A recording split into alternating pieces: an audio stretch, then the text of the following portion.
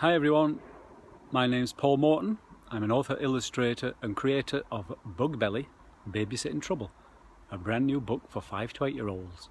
And today we're in my garden and we're going to look in the pond over there and see if we can see some real little froglets and tadpoles.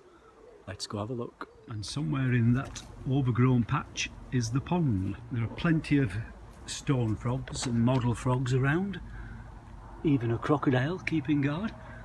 But somewhere in there is the pond. Let's go around to the other side. There we can see the water. So in there are frogs and tadpoles. Let's see if we can catch any in the net. So we're going to just grab some of the top surface of the pondweed in the net. Lift it out and see what we've caught.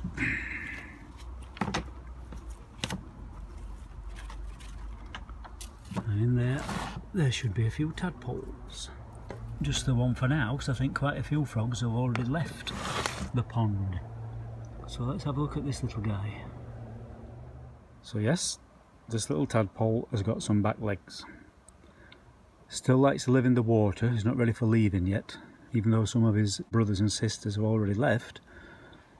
But you can see he still wriggles and he still wants to swim. So if we move him down to this end,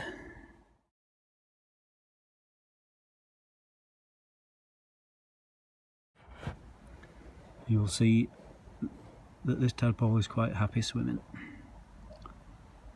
even though the legs are there at the back.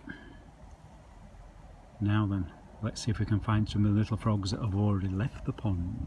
When the little frogs have grown their arms and legs, they leave the pond over there and they manage to make it all the way across that lawn, under the bushes, across this other lawn, and they always end up here under the wall in this foliage. So let's go down and see if we can see any of the tiny little frogs. What you usually have to do is just rub your hand through and then watch for it moving and watch for them jumping out.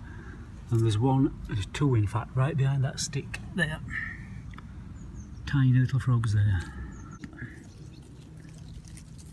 There you go.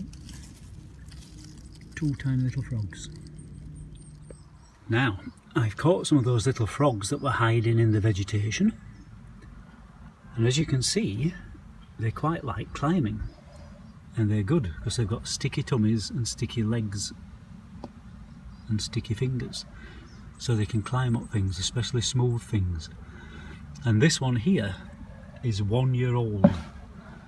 If I show you the size of the others, the really tiny ones, they've just turned from tadpoles. Now let me show you the size next to a tadpole. And there you'll see the different sizes of the tadpole in my hand and the little frog. And the frogs are very good at jumping. The tadpole can't stay out of water for too long because it's still using its gills to breathe, whereas the little frog can breathe through its skin and its nostrils and its mouth.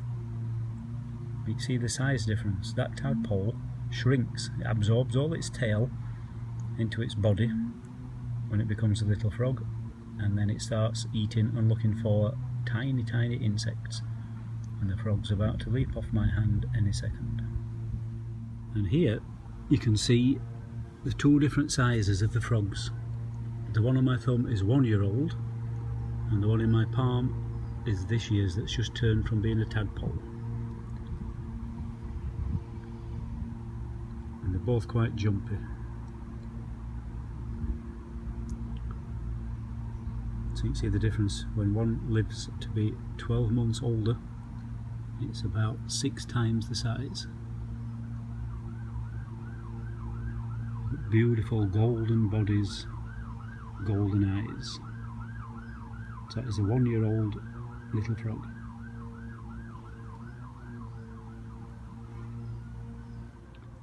And this frog is about 2, maybe even 3 years old. And this frog is quite dark because I found it under a muddy log. And frogs can change their colour depending on their surroundings. They can be bright green or they can be almost black. And I guess this one is about to jump off my hands very soon. Oh, does seem quite happy. Yep, there you go. And if you hop over to www.bugbelly.com, you can find a colour A4 fact sheet that tells you all about the frog's life cycle.